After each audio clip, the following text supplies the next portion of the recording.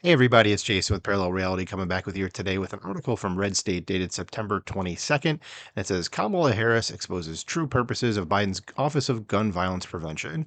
Now, I haven't read the article myself, so we're going to go through this together. But all I can say right off the bat is, oh, gee, we needed another government office because, that's what this country needs is just more government. So the author of the article says, did I call it or what? When news reports were published about the Biden administration forming an Office of Gun Violence Prevention, it was obvious, not oblivious, it was obvious to myself and others that this wasn't really about curbing gun violence, but an effort to further limit the right to keep and bear arms. Because that's all the government's focused on is taking guns away from the citizens who aren't actually causing the problem. Not a single person who proposes any gun laws is actually able to tell us how the people who are committing crimes and using guns illegally are going to stop doing that. And also when we keep making laws, do you think criminals are going to go, oh, well, you know what? There's a law against it now. I guess I can't use a gun anymore. No, they're not. So, excuse me, I'm not cutting that out. Until someone can tell me that, like, I don't really want to hear your opinion on it, on the whole issue. It just doesn't matter.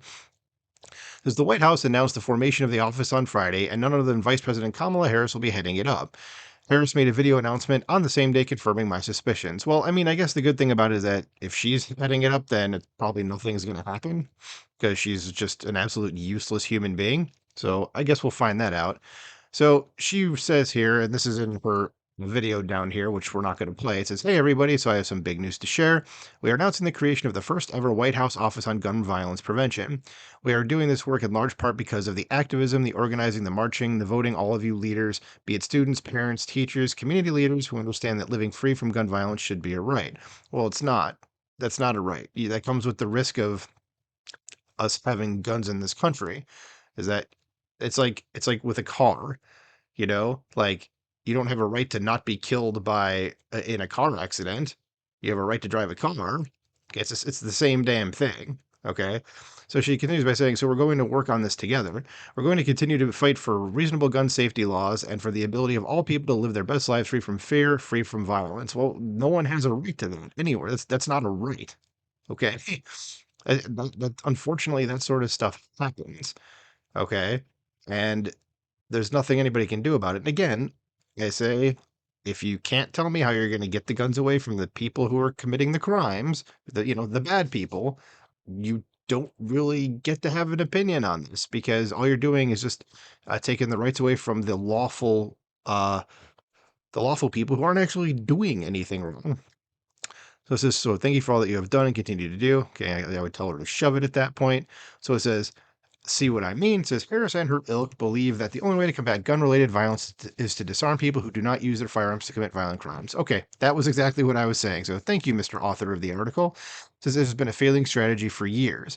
Nevertheless, the anti-gunners insist that curbing gun ownership is the answer. It's almost like their true objective is disarm the public under the guise of fighting gun violence. That's true. I think that's totally the point, is that they want you, the regular citizen, just disarmed.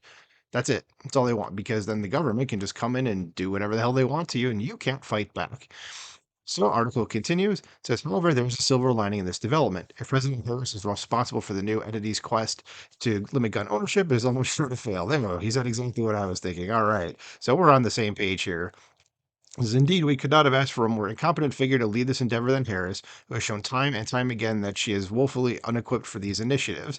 Just look at how she handled the border crisis so far. Like, has she even gone? I think he's gone there, what, once? Twice, maybe? But she, like, doesn't talk about it. Yeah, I mean, so yeah, that's the saving grace here is that you have quite possibly the dumbest person imaginable heading this up. So still, what we are seeing here is another attempt on the part of the Biden administration to sidestep Congress, which has failed to pass legislation that would implement the president's radical anti-gunner agenda. Even the law that was passed last year, which strengthened background checks, was not extreme enough for the White House, and I don't know what law that was, but okay. Because of this, the administration has been forced to seek out other ways to make it harder for responsible Americans to own and carry firearms. The ATF has been instrumental in this, and I'll say defund the ATF. They should be just removed from existence. As yet, it has been about as effective at stopping gun violence as McDonald's is to curing diabetes. That's a good analogy. It says, of course, this is not to downplay the severity of violent crime and the threat it poses to public safety. The nation has seen a sharp rise in mass shootings, and gun violence has grown even more serious, especially in cities. It is clear that the government needs to take action to protect those who have to live in fear of violent crime on a daily basis.